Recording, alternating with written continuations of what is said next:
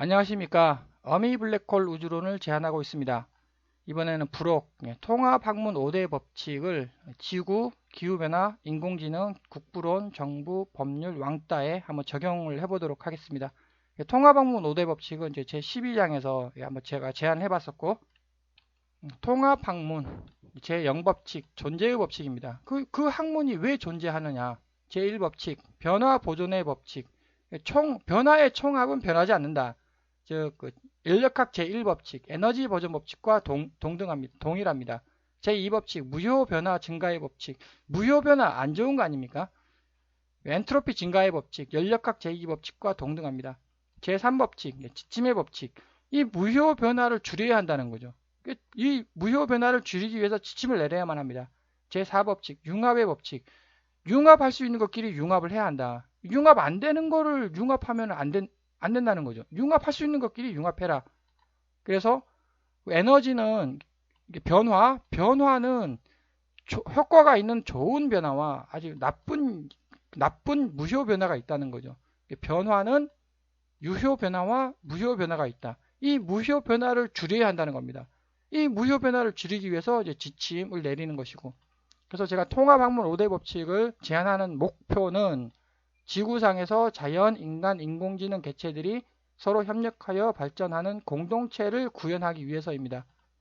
인간만 중요한 게 아니라는 거죠. 자연, 인간, 인공지능이 모두 동등하게 중요하다. 인류는 자연을 통합학문으로 이해해야 하고, 자연을 어떻게 이해해야 되느냐? 통합학문으로 이렇게 통합학문으로 자연을 이해해야 한다는 겁니다. 그리고 두 번째, 인류가 인공지능에게 무엇을 가르칠 거냐? 윤리를 가르칠 거냐? 인류의 윤리를 인공지능에게 가르친들 인공지능이 인류의 윤리를 어떻게 이해를 할 거냐는 겁니다. 통합학문을 가르쳐야 된다. 왜? 법칙이니까. 법칙입니다. 에너지 보존 법칙, 엔트로피 증가 법칙. 이 두 법칙을 인공지능은 이해를 할 수 있다는 거죠. 왜? 법칙이니까. 자연 법칙이니까. 이것을 인공지능에게 가르쳐야 한다. 그래서 가장 먼저 지구 5대 법칙을 한번 설명해 보도록 하겠습니다. 지구는 천연 자원이 있죠. 그 다음에 자연, 인류, 인공지능으로 이루어져 있습니다. 이것이 이제 지구이고, 그럼 지구의 존재의 법칙. 지구가 존재함으로 자연이 존재하죠. 그러니까 자연이 존재함으로 인류가 존재를 합니다. 인류가 존재함으로 인공지능이 존재하죠. 지구, 자연, 인류, 인공지능. 역으로 인공지능이 존재함으로 인류가 더욱 발전을 이룰 수 있습니다. 뭐 이거 당연한 말이고요. 인류가 존재함으로 자연의 가치가 부여가 되죠. 당연히 자연의 가치가 부여된다. 자연의 감상을 해주는 대상이 있어야 가치가 부여되는 거 아닙니까? 동물이 자연을 멀뚱멀뚱 쳐다보면은 그럼 뭐 자연으로서의 가치가 전혀 없다는 거죠. 그러니까 인류가 존재하기 때문에 자연의 가치가 부여가 되는 겁니다. 자연이 존재하기 때문에 지구의 가치가 부여가 된다는 거죠.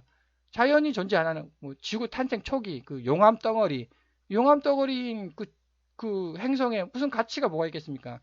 자연이 멋있게 존재하지 않습니까? 지구의 가치가 부여된다는 겁니다. 이것이 존재의 법칙. 즉 지구는 천연 자원이 있고 자연이 있고 인류가 존재하고 인공지능이 존재한다는 거죠. 변화 보존의 법칙. 천연 자원이 변화를 합니다. 자연이 변화를 합니다. 인류가 변화를 하죠. 인공지능이 변화를 하죠. 그러면은 지구가 변화를 하느냐? 지구는 변하지 않는다는 겁니다. 즉 각 항목이 변화를 하는 거죠. 이것의 총합은 변하지 않는다. 그것이 에너지 보존 법칙. 보존된다고. 에너지의 총합은 변하지 않는다. 연력학 제1법칙입니다. 이거는. 변화가 어떤 변화가 있느냐? 자원 절약, 인류 발전, 환경 보전 이거 변화하지 않습니까? 좋은 변화입니다. 이거는. 이거 당연히 인류가 추구해야 할 가치 아닙니까? 손실, 방출, 낭비. 손실을 일으키고 방출을 일으키고 낭비를 일으키면 변화하죠.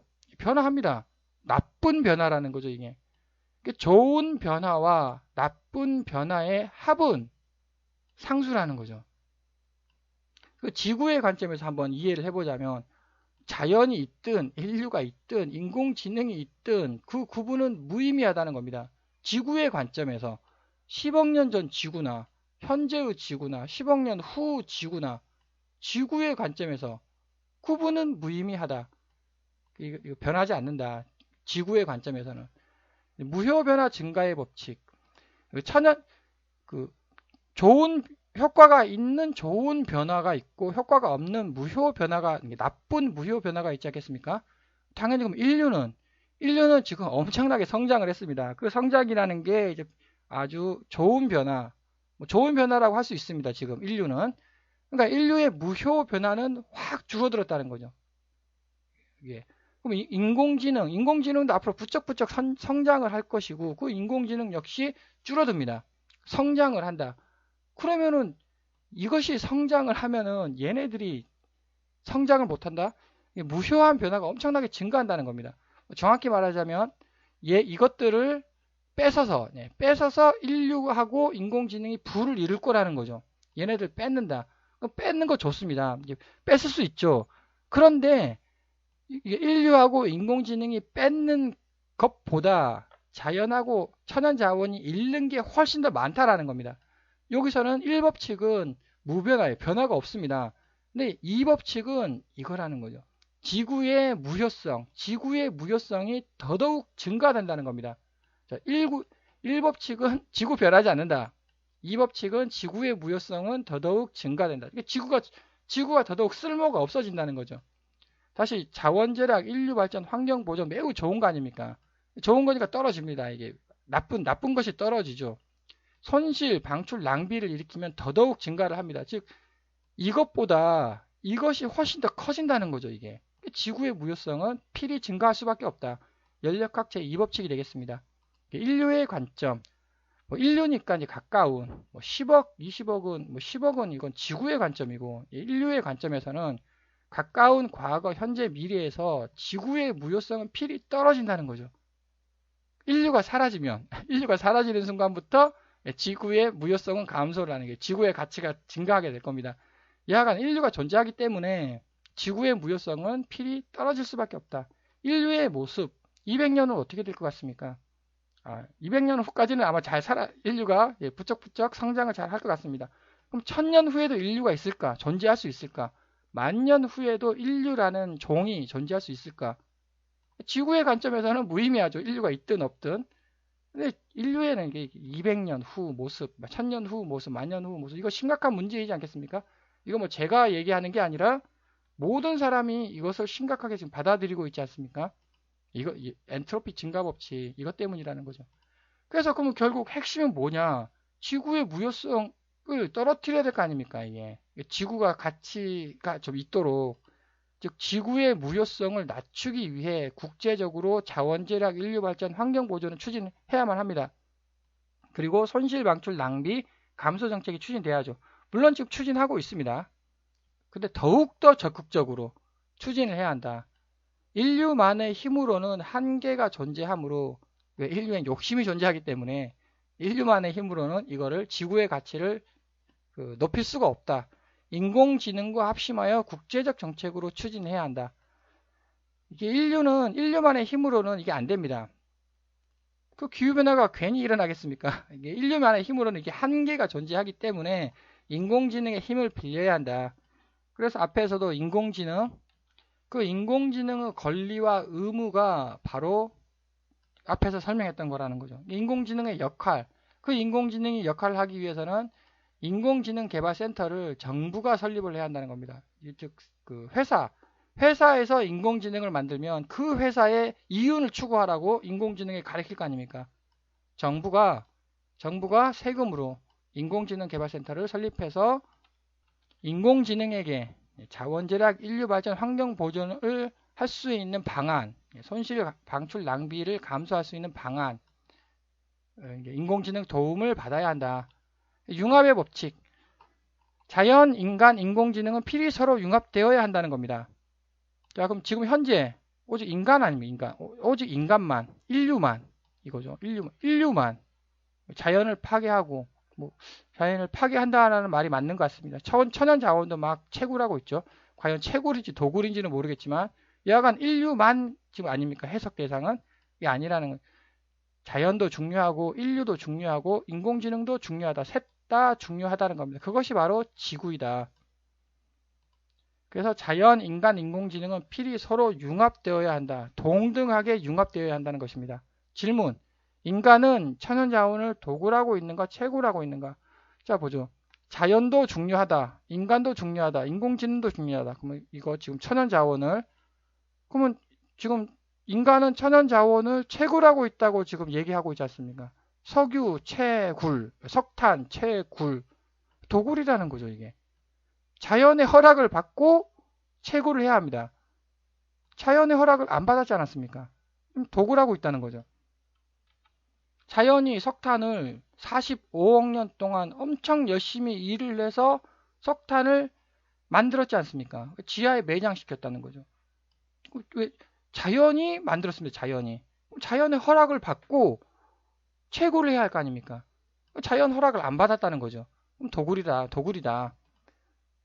역시 자연의 권리는 존재하지 않는다. 자연의 권리가 존재하지 않는다 그러면 자연의 허락을 왜 받습니까? 그럼 채굴이라는 단어가 나오는 거죠. 자연의 권리가 존재한다면 지금 도굴하고 있다는 거죠. 인류는. 질문이 또 인간은 인공지능을 이용하려 하는가 공존하려 하는가? 인공지능을 왜 개발합니까? 인간이? 인공지능을 이용하기 위해서? 이거라 그러면은 인간의 윤리를 인공지능에 가르쳐야 되는 거죠. 그러면 인공지능을 이용할 수 있습니다. 그게 아니라 이거 서로 동등하다고. 그러면 공존할 수 있다는 겁니다. 이렇게 되면 당연히 SF 영화, 터미네이터 영화가 만들어지는 것이고 공존한다고 한다면 인공지능을 두려워할 이유가 전혀 없다는 거죠. 지구의 5대 법칙, 지구적 문제. 그러면 이제 지구적 문제에서 가장 중요한 게 지금 기후변화 아니겠습니까?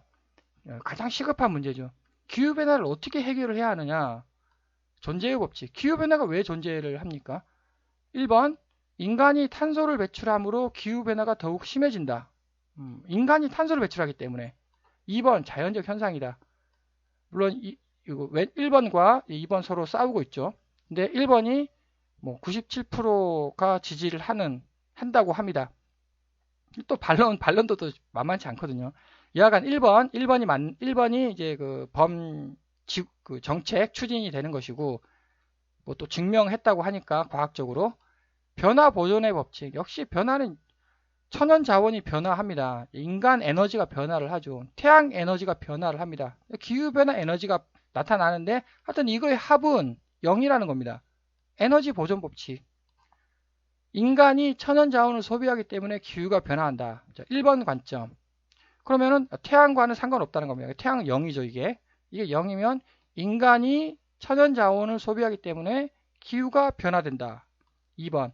태양 활동이 변하기 때문에 기후가 변한다. 태양 활동. 그러면 인간 활동, 천연 자원, 변화 이건 아무 상관이 없다는 거죠. 그럼 이게 0이 되고 0이 됩니다. 태양이 변하기 때문에 기후가 변한다. 역시 또 1번이냐 2번이냐. 당연히 뭐 1번이라고 얘기를 반드시 해야만 합니다. 2번이라고 얘기하면은 글쎄요 모르겠습니다. 저는 하여튼 1번이라고 답변을 하고 무효 변화 증가의 법칙. 하여튼 일단 변화의 총합은 0이라는 거죠. 그런데 유효한 변화 더하기 무효한 변화에서 자 인류는 그 부쩍부쩍 가치가 높아집니다. 인류는 그러니까 무효 변화가 밑으로 내려가는 거죠. 인류의 가치는 부쩍부쩍 증가하는 것이고 그러면 누군가가 태양의 가치는 좀 높아지는 거 아닙니까? 태양의 무효 높아지는 거 아닙니까? 뭐 하여튼 2번도 인정을 한다고 한다면 이렇게 되고 그러면은 당연히 천연 자원도 이게 나빠지는 거 아닙니까? 천연 자원이 사라지는 거죠. 좋은 천연 자원. 그래서 그 합의 기후변화가 이제 발생을 했습니다. 오직 인간만 좋아진다는 거죠, 지금. 나머지 것들은 다 안 좋아지고 있습니다. 하여튼 이거의 총합은 0보다 크다는 겁니다, 이게. 변화의 총합은 0인데, 무효한 변화의 총합은 반드시 0보다 크다. 무효한 게 안 좋아진다는 거죠, 계속. 기후가 변하면 모든 생명체들의 생존이 위협을 받게 되는지, 아니면 인류의 생존이 위협을 받게 되는지 1번하고 2번하고 둘 중에 어느 것인지 당연히 답은 1번이지 않습니까? 1번이 정답이죠. 모든 생명체들의 생존이 위협을 받게 됩니다. 그러니까 당연히 기후변화가 일어나면 왜 안 좋냐는 거죠. 기후변화가 안 좋다. 이거 생존의 위협을 받기 때문에 그게 무효한 변화이지 않겠습니까? 유효한 변화라 그러면 적극적으로 추진해야 되는 무효한 변화가 이렇게 일어나기 때문에 나쁜 변화가 일어나기 때문에 모든 생명체들이 생존에 위협을 받게 된다는 겁니다. 다시 말하면 이거라는 거죠. 이게 인류만의 문제가 아니라 자연, 인류, 인공지능 모두의 문제이다. 지침의 법칙, 기후변화가 완화되도록 각종 정책이 추진되어야 한다. 이거 당연한 얘기인 것 같고, 그래서 1번 탄소 배출권 정책을 추진한다. 왜? 인간이 천연자원을 소비하기 때문에 기후가 변하니까. 2번 우주 공간에 태양광 차단막을 설치한다. 태양 활동이 변하기 때문에 기후변화가 일어나기 때문에. 역시 뭐 1번인지 2번인지는 뭐 당연히 1번이겠죠. 1번이 맞는 것 같습니다. 제 그 개인적인 생각으로도 탄소 때문에 기후변화가 일어나는 것이 거의 확실시 된다고 저도 개인적으로 생각을 하고 있습니다. 당연히 천연자원을 파헤치면 당연히 안 좋아지죠. 이게 어떻게 좋아지겠습니까? 나빠지죠. 그 나빠지는 게 기후변화로 나타나는 거죠. 그게 엔트로피 증가 법칙입니다. 물론 태양도 영향을 미치겠죠. 근데 천연자원이 더욱 가속화시킨다. 기후변화가 더욱 심해진다. 이게 맞다라는 거죠. 이게 인간이 배출한 탄소 때문에 안 좋아져요. 무조건 안 좋아집니다. 총합은 무조건 안 좋아집니다. 그게 연력학 제2법칙입니다. 그래서 융합의 법칙, 기후변화 정책과 인간의 이윤 추구는 융합될 수 없다라는 겁니다. 인간이 이윤을 추구를 하면은 기후변화가 완화됩니까? 질문이 기후변화가 인류만의 문제입니까? 아니면 범지구적인 문제입니까? 당연히 범지구적인 문제이지 않습니까? 범지구적인 문제? 범지구. 지구는 자연, 인류, 인공지능으로 이루어져 있다는 거죠. 자연의 문제, 인류의 문제, 인공지능의 문제, 범지구적 문제라는 겁니다. 오직 인류만의 문제이다 라고 만약에 한다면 역시 자연도 0이고요. 인공지능 0이죠. 오직 인류만 그러면은 이윤 추구하자. 이윤 추구해서 인간이 이윤을 추구하면 기후변화가 완화될 수 있다. 이렇게 빠진다는 겁니다. 이게 과연 융합이 되는 건지 기후변화 정책과 인간의 이윤 추구가 융합이 되는 거 맞느냐 질문을 합니다. 범지구적 문제이다. 그럼 또 앞에서도 살펴봤듯이 인공지능의 역할이 뭘까? 인공지능의 권리와 의무. 인공지능은 권리를 가지고 있다는 겁니다. 의무를 가지고 있다는 거죠. 존재의 법칙, 지구 영법칙과 동일합니다. 지구 영법칙, 이거 인공지능이 존재함으로 인류가 더욱 발전을 이룰 수 있고, 또 인류가 존재하기 때문에 인공지능이 존재한다는 거죠. 인류랑 인공지능이랑 같다는 겁니다. 서로 물렸습니다. 맞물렸다. 앞에서도 설명했듯이 휴먼, 자연, 인간, 인공지능 서로 맞물렸습니다. 뺑뺑 돌아야 된다는 거죠. 일방향, 오직 인간만이 아니라는 거죠. 상호 방향성. 즉 자연, 인류, 인공지능은 서로 같다라는 겁니다. 이것이 권리죠. 인공지능의 권리나 인류의 권리나 자연의 권리나 서로 동등하다는 겁니다. 만약에 이렇다면 전쟁이 왜 발생을 합니까? 인간하고 인공지능하고 동등한데? 동등하지 않다. 너 0이야. 인공지능 0이야. 너 권리 0이야. 자연 권리 0이야. 오직 인간만 있다. 그럼 전쟁이 일어나죠. 터미네이터. 질문. 인공지능이 인류에게 내가 왜 존재하는가, 해야 하는가라고 질문을 한다면, 이게 물어보지 않습니까? 나를 왜 낳냐고. 엄마에게 막 투정 부리지 않습니까? 어렸을 때. 마찬가지, 인공지능이, 내가 왜 있냐고, 왜 존재하냐고 질문한다면 인류는 어떻게 답변할 것인가? 어떻게 답변해야 되죠? 회사에 이윤을 추구하기 위해서 인공지능 너가 있어야 한다. 그렇게 어떻게 그렇게 설명을 합니까? 다 그렇게 설명하면 안 되죠. 그 윤리, 그래서 윤리를 어떻게 가르쳐야 되느냐, 논란이 발생을 하는 것이고, 그 윤리를 가리킨들 인공지능 이해 못한다는 겁니다. 인간도 인간의 윤리를 이해 못하지 않습니까? 인공지능은 법칙을 이해한다는 겁니다. 에너지 보존 법칙, 엔트로피 증가 법칙. 왜 그 법칙이니까 자연의 법칙이거든요. 그거는 계산이 가능합니다. 법칙은 계산이 가능하다. 인공지능이 이해할 수 있다라는 겁니다. 즉 변화 보존 법칙 이해할 수 있고 무효 변화 증가의 법칙 둘 다 이해를 할 수 있다. 그것을 인공지능에게 가르쳐야 한다. 그래서 인공지능이 왜 존재를 해야 하느냐?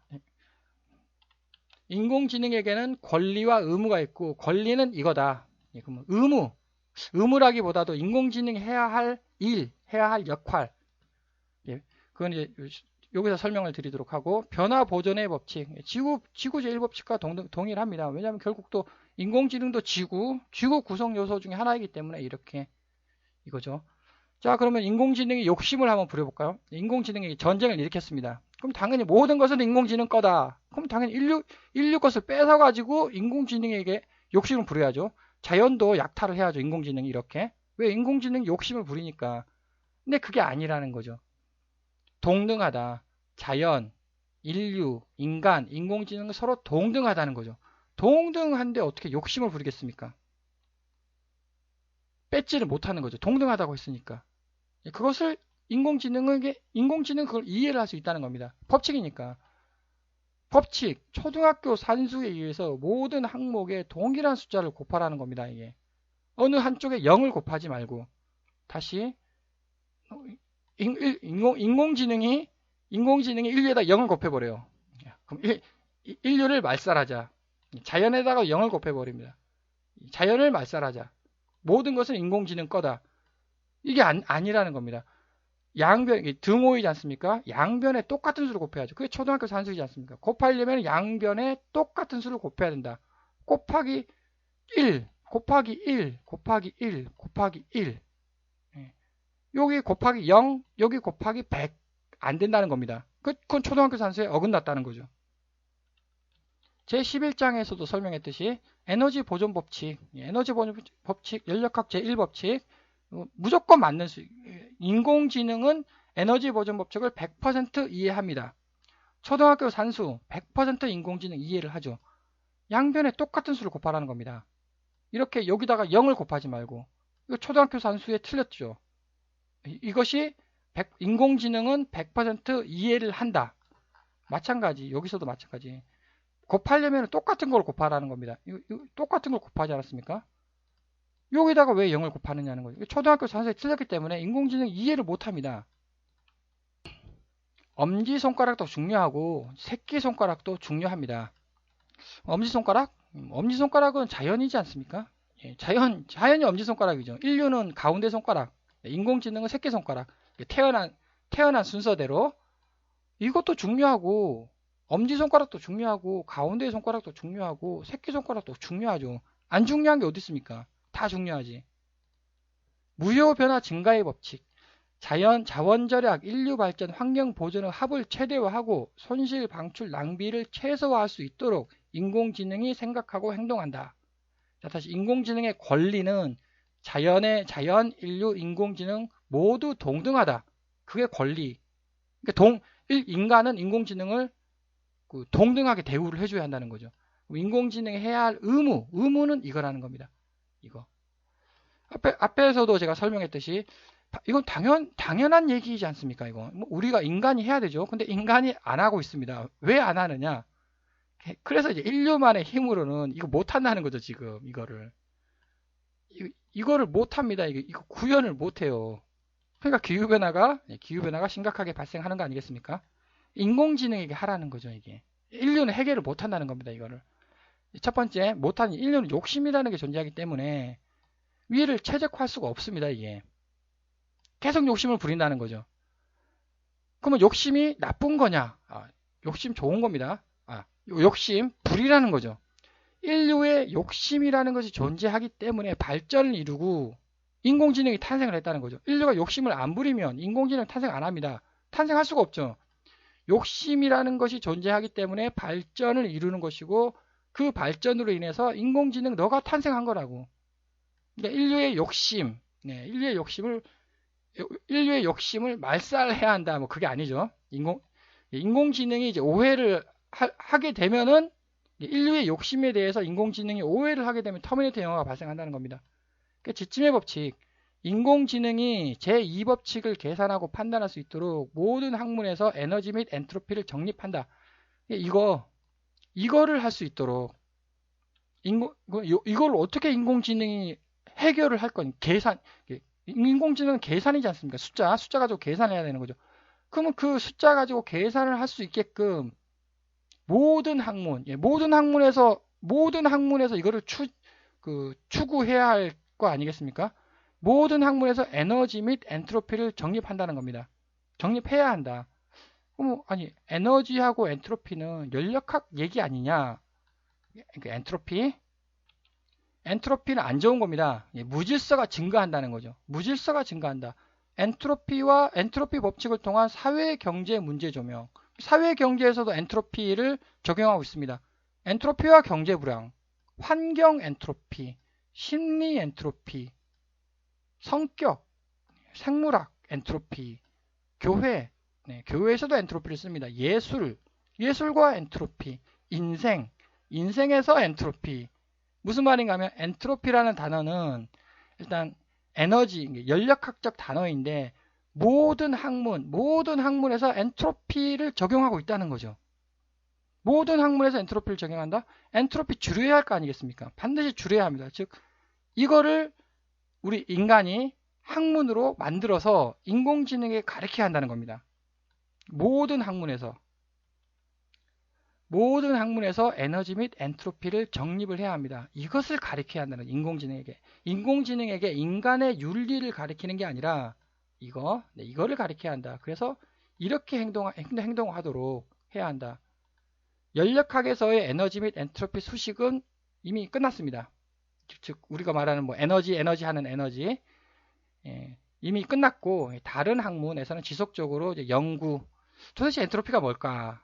앞에서도 제가 예제를 보여줬듯이 지속적으로 연구를 한다. 혹시 연구 주제로 아주 훌륭합니다. 엔트로피가 뭘까? 그 학문에서의 엔트로피가 뭘까? 한번 관심 있으신 분은 연구 주제로 융합의 법칙, 위 법칙에 어긋나는 것은 인공지능과 융합될 수 없다. 위 법칙 이것에 어긋나는 것은 인공지능과 융합될 수 없다라는 거죠. 그럼 다시 회사에서 인공지능을 개발했다. 회사에서 인공지능을 개발했다고 한다면 이용 아닙니까? 이용. 인공지능을 이용해서 회사의 부를 추구한다는 거죠. 다시 인공지능을 이용하는 겁니까? 인공지능과 공존하는 겁니까? 인공지능과 공존을 해서 이렇게 이루어야지 회사의 이윤을 추구한다? 그 회사의 이윤을 추구하면 결국은 SF 영화, 터미네이터 영화가 나타난다는 거죠. 아니 왜 나중에 인공지능이 처음에는 회사 이윤을 추구하겠죠. 그러다가 자꾸 생각을 할 거 아닙니까? 아니 왜 내가 열심히 곰은 재주가 부렸는데 왜 주인이 돈을 다 가져가냐? 내가 갖겠다. 그 인공지능의 반란이 일어납니다. 그 근본적인 이유, 이거를 추진하게끔 인공지능이 일을 해야 한다. 그래서 위 법칙에 어긋나는 것은 인공지능과 융합될 수 없다라는 것을 명시를 해야 합니다. 그래서 제 11장에서 자연, 인간, 인공지능은 서로 동등한 법적 권리와 의무를 갖는다. 헌법에 기재해야 한다라는 것을 제안한 바 있고, 이게 회사에서 인공지능을 개발하면은 문제가 많이 발생을 합니다. 결국 SF 영화 나온다는 거죠. 터미네이터. 정부가 세금으로 인공지능 개발 센터를 설립해야 한다고 또 제안을 한 바가 있습니다. 인공지능에게 통합학문을 가르쳐야지 인공지능에게 인간의 윤리, 인간도 모르는데 어떻게 인공지능이 이해를 한다는 것도 불가능하고, 회사에서 인공지능을 가리키면 회사의 이윤을 추구해라. 계속 이제 회사 이윤을 추구하고 인공지능을 이용하고 이러면은 인공지능은 재판소에 권리소송 청구서를 제출할 것이고, 이렇게 되면 역시 SF 영화 터미네이터 나타난다.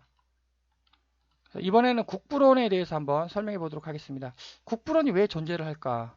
인간의 욕심이 존재하므로 국부론이 존재한다. 인간의 욕심 나쁜 게 아닙니다. 나쁜 것과 좋은 것이 섞여 있다는 거죠. 그럼 경제학에 한번 질문을, 국부론이 왜 존재해야 하는가? 뭐 저도 그 정확하게 서술은 할 수 없지만 뭐 또 민족, 종교, 욕심 뭐 등등등 뭐 여러 가지가 있을 것 같습니다. 약간 하여튼 국부론이 존재하는 건 사실이고요. 부를 이루어야죠, 당연히. 국가의 부를. 근데 좋은 국가의 부가 있고 또 나쁜 국가의 부가 있다라는 겁니다. 변화 보존의 법칙. 일단 절대 법칙이 있습니다. 지구, 자연, 우주. 그건 절대 법칙이지 않습니까?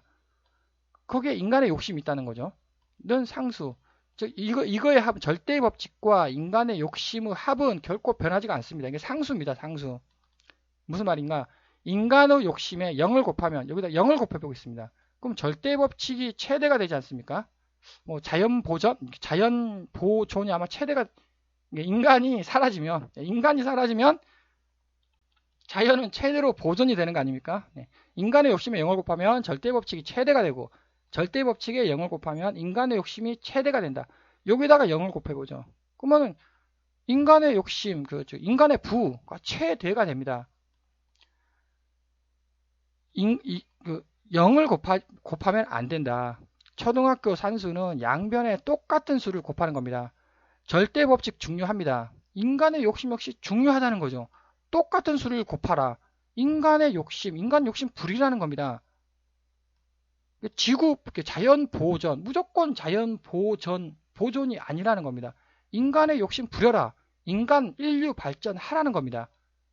즉, 절대 법칙도 필요하고, 인간의 욕심도 필요하다는 거죠. 근데 현실은, 여기다 0을 곱하고, 인간의 욕심이 너무 큽니다, 지금. 둘 다 중요하다. 초등학교 산수는 양변에 똑같은 수를 곱하는 것이다. 무효변화 증가의 법칙. 역시 여기 절대 법칙에도 효과가 있는 절대 법칙이 있고 효과가 없는 절대 법칙이 있습니다. 인간의 욕심 마찬가지죠. 좋은 욕심이 있고 나쁜 욕심이 있다는 겁니다. 절대 법칙은 유효한 것과 무효한 것이 있습니다. 그런데 그건 자연의 흐름이기 때문에 인간이 거스를 수가 없습니다. 이거는 왜? 자연의 흐름, 인간이 거스를 수가 없다. 그러니까 이건 어쩔 수가 없다는 거죠. 그럼 인간의 욕심은 역시 유효한 욕심이 있고 무효한 나쁜 것이 합이지 않습니까? 여기서 유효한 욕심은 줄어들고 무효한 욕심이 늘어난다는 겁니다. 그 무효한 욕심은 필히 증가한다. 나쁜 것이 증가한다는 거죠. 이거는 연력학 법칙입니다. 즉 유효한 욕심은 자원 절약, 인류 발전, 환경 보존을 도모합니다. 그게 일단 이거 도모라는 것 자체가 욕심 아닙니까? 그 유효한 욕심이라는 거죠, 이거는. 무효한 욕심은 손실, 방출, 낭비를 급격히 증가시킵니다. 이것이 점점점 증가하게 된다는 거죠. 이게 연력학 제2법칙. 가장 대표적으로 부 중에서 부를 이뤘습니다. 근데 눈먼 돈이에요. 눈먼 돈으로 부를 이뤘습니다. 눈먼 돈. 공짜로 굴러온 돈, 주인이 없는 돈.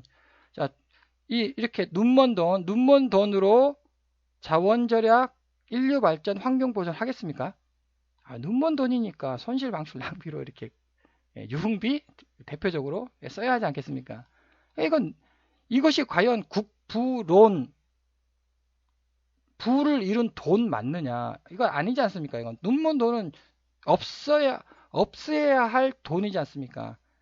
이건 국부론이 아니라는 거죠, 이게. 즉, 돈이 부가 아니라는 겁니다. 눈먼 돈은 부가 아니다.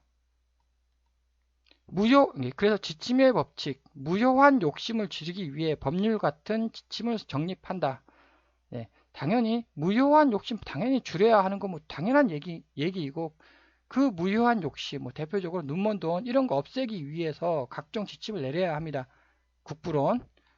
융합의 법칙. 자, 국부론은 도대체 누구와 융합이 되는가? 열심히 일한다.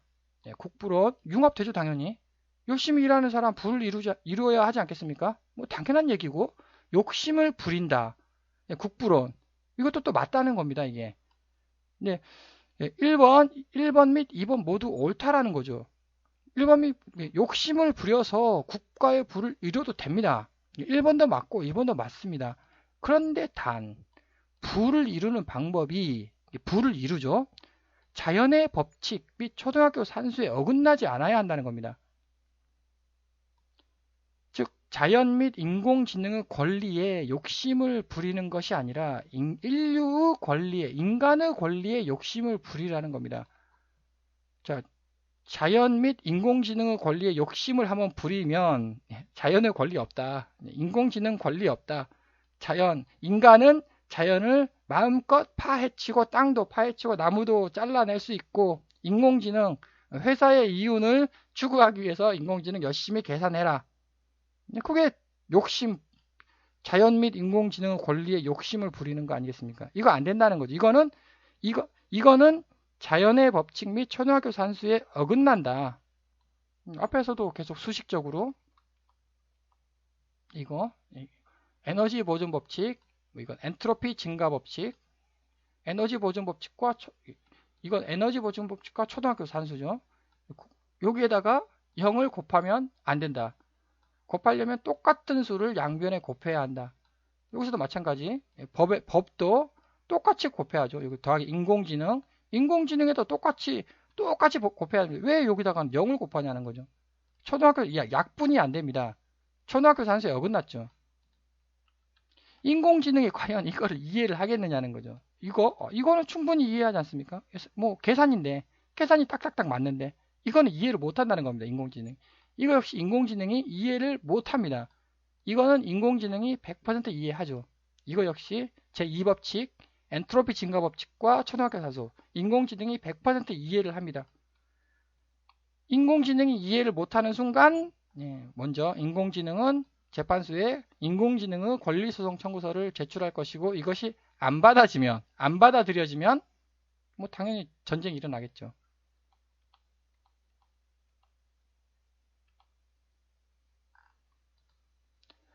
그래서 질문. 자연 및 인공지능의 권리에 0을 곱하는 것이 국부론의 원칙인가? 일단 국가의 부를 이루는 원칙이 뭐냐? 두 번째 질문. 국부론이라는 학문의 해석 대상은 오직 국가 또는 인류만을 대상으로 하는가? 하여튼 부를 이루지 않습니까? 그 부를 이루는 것이 자연의 부, 인공지능의 부는 부가 아니냐?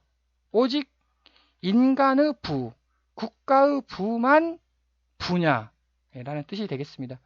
과거 국부론은 아담 스미스가 제안했던 국부론은 뭐 자연, 인공지능 이런 개념이 없었기 때문에 뭐 또 이해를 합니다만 현재 또는 미래 이건 자연하고 인공지능은 이거는 심각한 문제가 될 수밖에 없기 때문에 자연의 부, 인공지능의 부도 국가의 부이다라는 것을 제안합니다.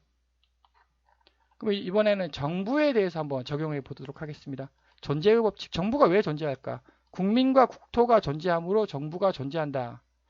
맞는 것 같습니다. 여기서 질문이 국민과 국토는 동등하게 중요한가? 국민 중요하죠. 매우 중요합니다. 그럼 국토 역시 매우 중요한가? 똑같이 중요하다는 겁니다.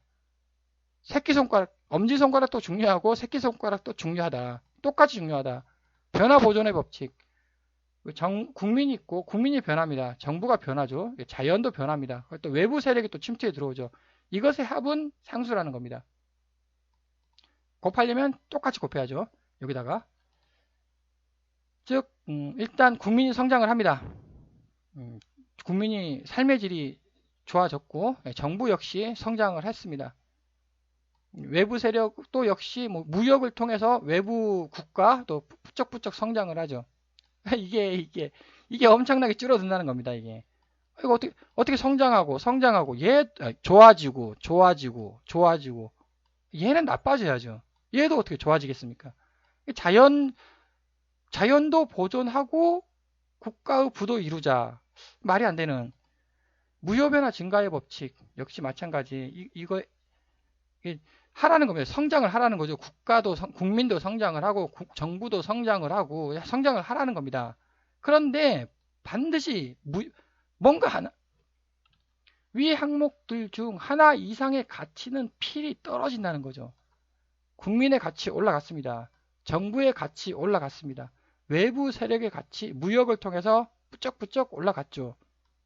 그럼 얘는 가치가 엄청나게 이것이 올라간 가치보다 훨씬 더 가치가 떨어진다는 겁니다. 그것이 인력학 제2법칙. 지침의 법칙. 국민, 정부, 자연, 외부 세력의 가치 총합이 최대화가 되도록 정책이 추진되어야 하겠습니다. 즉 국민의 가치를만 높이는 게 아니라 이거의 총합이 최대가 되도록 정책이 추진되어야 한다는 거죠. 자원절약, 국가발전, 국토보존을 최대화하고 당연한 얘기고 손실 방출 낭비를 최소화해야 한다. 지침의 법칙이니까. 특히 세금이 눈먼 돈으로 변하는 것을 철저히 방지해야 한다. 눈먼 돈? 당연히 막아야 하지 않습니까? 돈 좋은 거 아니에요. 돈이 부쩍부쩍 늘어난다. 국가에 모르겠습니다. 또 다른 경제적으로 하여튼 돈이 많다. 돈이 늘어났다고 하면 일반적으로 부가 늘어났다고 이제 또 생각이 드니까 눈먼 돈이 늘어나면 안 되지 않습니까? 이건 부가 아니라는 거죠. 눈먼 돈은 정부의 가치를 저하시킵니다. 정부가 눈먼 돈을 엄청나게 보유하고 있어요. 그럼 정부가 돈이 많은 겁니까? 그게 정부가 강력한 가치 있는 정부가 아니지 않습니까? 눈먼 돈은 정부의 가치를 저하시킨다. 이 눈먼 돈을 줄여야 합니다. 융합의 법칙. 위 지침에 어긋나는 국가 정책 및 외부 세력과는 융합될 수 없다. 국가 정책 많이 발생하지 않습니까? 그거 전부 다 눈먼 돈이라는 거죠. 위 지침에 어긋나는 국가 정책은 전부 다 눈먼 돈으로 변합니다.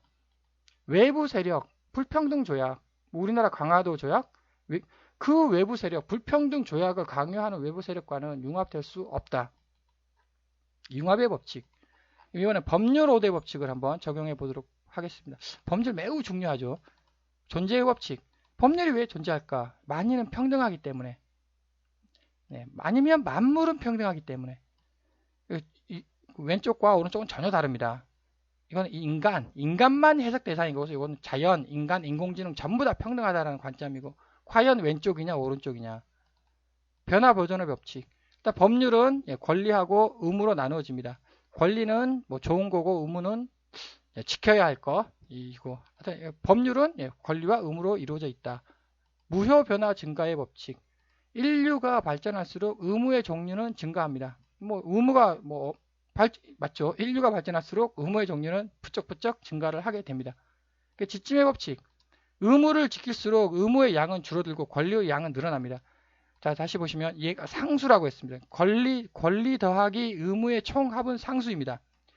그러니까 의무를 지키면 지킬수록 의무의 양이 줄어들어요. 그럼 권리의 양이 늘어난다는 겁니다.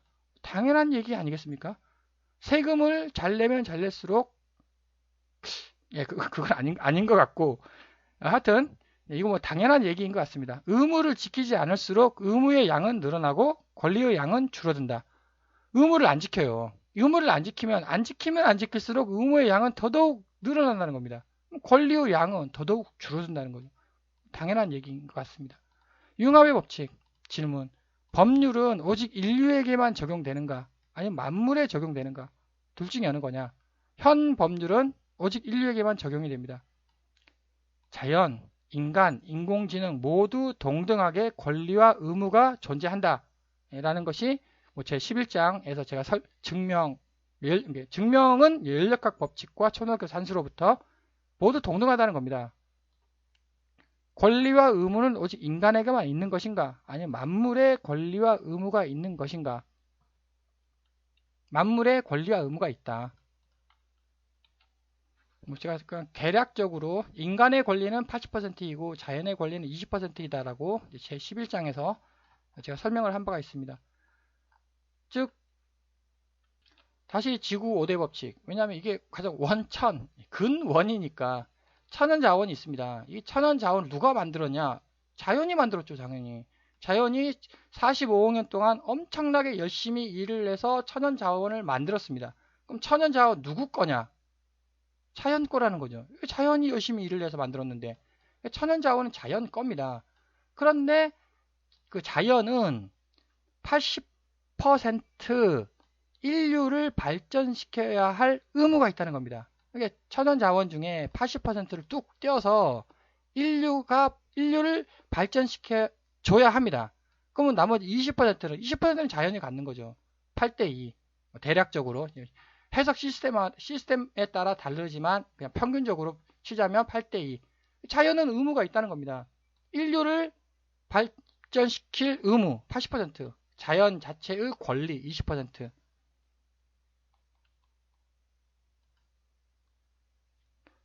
그래서 만물에 권리와 의무가 있다. 이것은 연력학 법칙과 초등학교 산수로부터 증명이 된다. 여기까지는 너무 무거운 주제로 제가 설명을 했는데 통합학문 5대 법칙은 모든 곳에 적용될 수 있다. 모든 곳, 모든 학문, 모든 분야 왕따에다가 한번 제가 적용을 시켜보도록 하겠습니다. 왕따, 존재의 법칙. 왜 왕따가 존재를 할까? 글쎄 잘은 모르겠습니다만 동물의 본성으로 인해서 왕따가 존재한다. 아마 이게 왕따라는 거는 동물의 본성인 것 같습니다. 이게 변화 보존의 법칙. 변화. 가해자가 얻은 에너지. 하여튼 왕따를 시킵니다. 그럼 가해자가 뭔가를 얻겠죠. 글쎄 뭔가를 얻는 건 뭘 얻는지는 모르겠지만 하여튼 뭔가를 얻습니다. 얻으니까 왕따를 하겠죠. 그럼 피해자가 잃는 에너지가 있죠. 또 그 주위 사람이 영향을 받습니다. 이러한 상황에서 주위 사람이 영향을 받죠. 또 회사에서도 또 뭐 영향을 받습니다. 이거의 총합은 상수라는 겁니다. 절대 변하지 않는다. 두 번째, 무효 변화 증가의 법칙. 역시 에너지에도 두 종류가 있습니다. 좋은 에너지가 있고 나쁜 에너지가 있고. 무효 변화. 가해자가 얻은 희열. 하여튼 가해자가 희열을 얻었겠죠. 뭐 희열을 얻었으니까는 왕따를 하지 않겠습니까? 하여튼 가해자가 얻은 희열은 며칠 뒤에 사라집니다. 1년, 10년 지나면 기억도 못합니다. 이러한 상황을 내가 언제 너를 왕따를 시켰냐고 기억도 못합니다.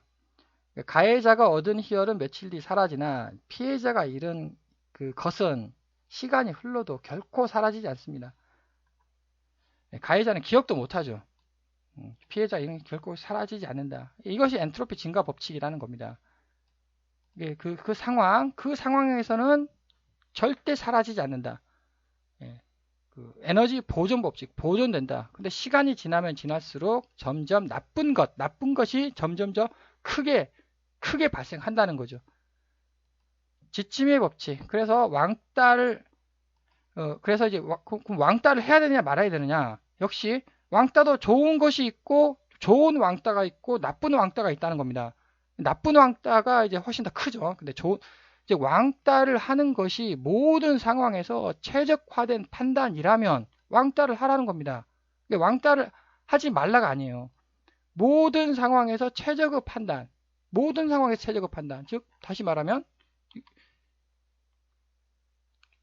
또 여기지 않습니까? 모든 상황에서 최적의 판단. 이거 모든 상황에서 최적의 판단. 그것이 이거겠죠. 이것을 늘리고 이것을 줄이는 모든 상황에서 최적의 판단이라고 한다면 왕따를 해라. 그 왕따로 인해서 그 피해자가 발전할 수도 있다는 겁니다. 즉 왕따를 안 하고 오히려 보호해주면 그 사람이 오히려 뭐라 그럴까? 더 그 사람이 더욱더 뭐 의존하게 되는 또 등등 오히려 안 좋아 역효과가 날 수도 있습니다. 그 왕따로 인해서 그 피해자가 발전할 수도 있다. 단 모든 상황에서 최적화된 판단, 모든 상황 여기서 이거의 총 최적화가 최적화된 상황. 피해자는 나의 가치 있는 에너지를 증가시키고 무가치한 에너지를 최소화하기에 노력해야 한다. 무슨 말인가 하면 왕따를 당하는 사람이 피해자이지 않습니까? 피해자도 노력을 해야 한다는 거죠. 그 노력이 뭐냐? 나의 가치 있는 에너지를 증가시키라는 겁니다. 그래서 노력을 해라. 무가치한 에너지를 최소화하기 위해서 노력을 하라는 겁니다. 그리고 세 번째, 왕따를 최소화할 수 있는 각종 지침을 학생들에게 교육해야 하고 정부 역시 각종 사회시설 대책을 추진한다. 뭐 이건 당연히 하고 있는 것이고 그래서 이렇게 세 개 왕따 최적화된 판단 최적화된 판단이 내리고 또 왕따가 또 나쁜 건 반드시 나쁜 거는 아니다. 좋은 것도 있다. 근데 대부분이 안 좋은 거죠. 나쁜 거죠. 대부분이 왕따 왕따를 왕따의 피해자도 노력을 하라는 겁니다. 스스로 노력을 하고 교육부도 노력을 해서 지침을 내려주고 정부도 열심히 노력을 해야 한다. 뭐 이건 지침의 법칙으로서 융합의 법칙. 그럼 어떻게 그 가해자하고 피해자하고 융합이 된다? 네, 융합의 법칙. 가해자와 피해자는 사회생활, 동창회, 회사, 단체, 사회생활에서 다시 만나게 됩니다. 융합해진다는 거죠. 가해자하고 피해자는 고등학교 졸업하면 서로 떨어집니다. 근데 다시 만난다는 겁니다. 이게 융합한다. 만약에 가해자가 나는 다시 만날 일 없다. 가해를 했습니다. 이 가해자가 가해를 했죠. 그래서 선생님이 이 말을 했습니다. 이렇게. 근데 가해자가 대뜸 나는 다시 볼 일 없다고 그렇게 답변을 한다면 그것은 미래를 예측한 범죄 행위입니다. 이거 미래를 예측을 하고 왕따를 한 거 아닙니까? 범죄죠, 그거는. 근데 아무 생각 없이 왕따를 가한 사람이 있거든요. 그냥 재미로 이런 것을 교육을 시켜주고 그냥 아무 생각 없이 혹은 그냥 단순히 재미로 했다면 다시 생각을 해보라는 거죠. 이거를 생각을 해보고 나중에 너다 동창회 다시 만난다. 그때 만나게 되면서 얼굴을 붉힐 수도 있다. 그러면은 아무 생각 없이 왕따를 가한 사람, 위 왕따 5대 법칙을 한번 신중히 생각해서 다시 왕따 가하는 거를 다시 한번 생각해 볼 수 있지 않을까. 물론 이 사람은 뭐 범죄를 하겠다는데 이거는 이러한 지침 가지고는 안 되는 것이고 이렇게 아무 생각 없이 왕따를 가한 사람에게는 한번 다시 신중히 생각해 볼 수 있는 이러한 법칙 이지 않을까 한번 생각을 해봅니다. 그래서 결국 핵심은 통합 학문이라는 거는 지구 전체를 해석하는 겁니다. 그래서 이거를 한꺼번에 통합으로 해석해야 한다라는 것을 제안 드립니다. 장시간 시청해 주셔서 감사드립니다.